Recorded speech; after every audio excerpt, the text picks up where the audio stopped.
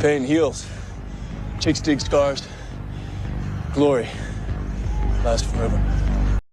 Caitlin Clark fans, this is groundbreaking. This is shocking. This is a revelation. I know this is going to blow you away. You were right. Yes, once again, Caitlin Clark fans were right. Now, of course, you were attacked for it. You were vilified for it. You were called the worst things for it. And yet, again, you were right. So what am I talking about this time? Well, I think we've all talked about that Caitlin Clark, all the cheap shots, right? All the dirty plays, the Kennedy Carters, the Marina Mabreys, and on and on and on, all were simply because these were women who could not play the game the way Caitlin Clark played the game, and so they were very, very jealous. They got all up in their feels and they acted out emotionally because they have no impulse control whatsoever. They couldn't stand that this other woman was shining brightly and they were not. Let's get into that because we have some very interesting things here to talk about, specifically with Marina Mabrey.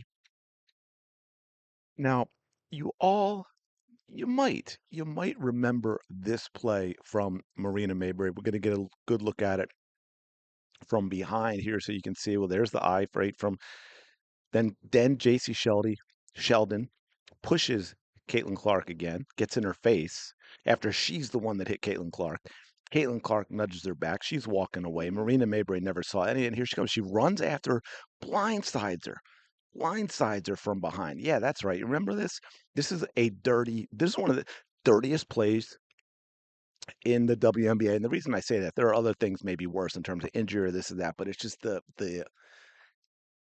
cowardice in a play like this, I guess, is what really, really gets me to go after, just like the Kenny Carter thing. I think that's what pissed me off more than anything. Not that it was like this brutal attack that could have injured her, right? It's not like she sucker punched her and or something like that, but to come up from behind on someone, especially someone in this case who's already hurt,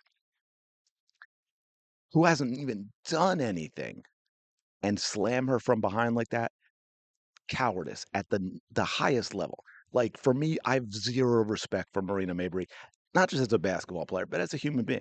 Okay, as a human being, zero respect for her. And the big problem, and the reason we continue to see stuff like this, we don't know if the WNBA is going to fix it. Caitlin Clark only played 13 games last year, right? Uh, will this continue? And the biggest thing that in that is, again, Kennedy Carter not thrown out of that game. Marina Mabrey not thrown out of this game. And that is the problem, because when there are zero consequences, what happens? Gets done again.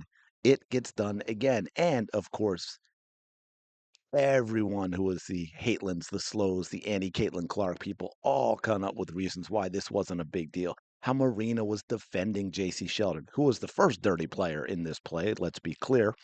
Uh, and then we finally get this.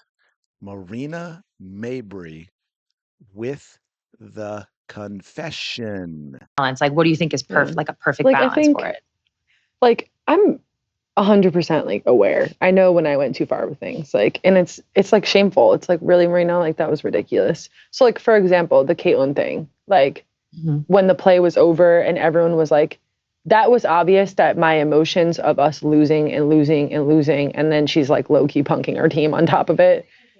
Like that was too far. Like that was too much. But then when you go to like Unrivaled this season, and like the little scuffle between me and Suge, like that was perfect. Cause it was just enough that it like fueled me and the team. But then on the flip side, like with when we were in Indiana and it was everyone's booing us, like it feels like shit. We end up losing by like 25. And it's like, Marina, that's your fault, buddy. Like you can't do that. First say, I said I have zero respect for Marina Mabrey. It's true. But I'm going to give her credit here that she actually came out and said this. Now, granted, it's a little late in coming, especially considering everything that we've seen Caitlin Clark, and in a way, in some ways, even more Caitlin Clark's fans, and see what they've had to suffer through and what they've had to go through, because we've had the entire WNBA against the Caitlin Clark fans, the media against the Caitlin Clark fans, and here Marina Mabrey finally coming out. Now, did you catch something? Let me see if I can get back to this point. I'll just play the first half of it again when she really focuses on Caitlyn. Balance. Like, what do you think is Yeah. like a perfect Like I balance for think it? like I'm 100% like aware. I know when I went too far with things. Like and it's like shameful. It's like really Marina, like that was ridiculous. So like for example, the Caitlyn thing. Like Mhm. when the play was over and everyone was like that was obvious that my emotions of us losing and losing and losing and then she's like low key punking our team on top of it. There you go, folks. There it is. That is what fuels all of the dirty play against Caitlin Clark. She is the evolution of the women's game. She is the next step in the women's game. And all of the women who have been playing are jealous. She was low key punking our team on top of that. In other words, she couldn't be stopped. And she's also got that fan base, right? She has that, and she has that fire in her, that intensity, that Michael Jordan, that Kobe Bryant type of mentality. And she's going to play that to the fans, and she's not going to back down from other players when they get in her face. She's going to clap back, as some people like to say. And Marina Mabrey just made it very clear. She got all up in her feels. She didn't like the fact that Caitlin was running roughshod over them, and the fact that they were getting their butts kicked to Caitlin Clark and the Indiana Fever and their sellout crowd. She couldn't handle it, so she couldn't control herself, and she took an opportunity to take a dirty shot at Caitlin Clark. Gee, have we not been saying this all the time that all of this at its core, everything that's been going on with the WNBA and Caitlin Clark, with the Slows and the Hatelands, has all come down to jealousy. Now we can pick it apart and say, well, there's the racial component here, and and envy, and like, yeah, there's other things to it, but it all wraps up in this jealousy. These players are jealous of Caitlin Clark, and as you can see with what Marina Mabrey did, she couldn't find any other athlete, any other outlet for these feelings that she had. All she could do is, I'm going to take it out physically on Caitlin Clark because I can't do it any other way. I can't do it basketball wise. Okay. How long is Marina Mabrey? No one cares to watch Marina Mabrey play basketball. People care to watch Caitlin Clark play basketball. Now, one thing I will say, again, always trying to be fair, I do agree that there are, like, I am not one of those going to be, oh, well, you're being a hypocrite because, like, for example, I love the Sophie Cunningham thing on JC Sheldon. There are aspects of this, to Marina's point, and I think I saw that play. I do not have a problem with things getting chippy. I do not have a problem with players getting up in each other's faces and talking trash or any of that. I mean, you're going to get that from time to time when you have very, very competitive athletes going at it, especially in close games. Part of the game. No problem with it.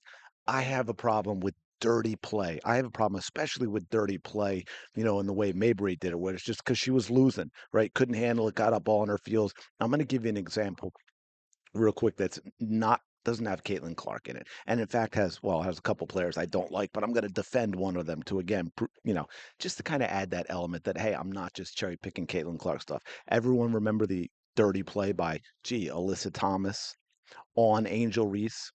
Dirty as hell. Alyssa Thomas out, should have been suspended for that.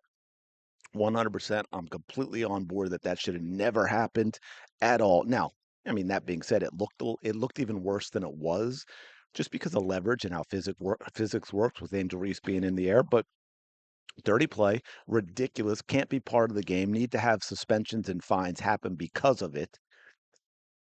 That should never happen. Couple of players going at it, playing hard, getting in each other's faces, and John, no problem whatsoever. Sometimes you'll even get to that part where hands are going to be thrown. And again, if it's two people jawing at each other and they square off, again, J.C. Sheldon and Sophie Cunningham didn't quite get to that part, but that was kind of a little bit more of what I'm talking about. But again, no respect for Marina Mabrey for doing what she did, but I do appreciate that she came out and said this, and I think it's important for Fever fans to hear because, hey, once again, vindicated with regards to what the WNBA has been doing. we've got, let's see. Gee, it's funny because so many defended that dirty play just because it was done to Caitlin 100%. Whole time, Caitlin's only crime was cooking their team. That has been the whole issue with the entire league, as I said. Way too late to matter. I respect that. Yeah, to a degree, I do. I mean, she didn't have to come out and say it, but good point here too. F that. Fever fans won't forget, and they'll take their whooping again when they meet. That was hot. That was a hobbled CC too, but she'll be ready this season. Yeah, I don't. Who knows where Marina Mabrey will be playing? Maybe she'll be in Indiana. Maybe she'll be the shooting guard for the Indiana Fever. Our demon had them pissed.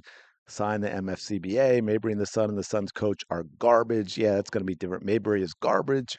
That whole team swarmed Caitlin the whole game. The players and the coaches targeted Caitlin 100%.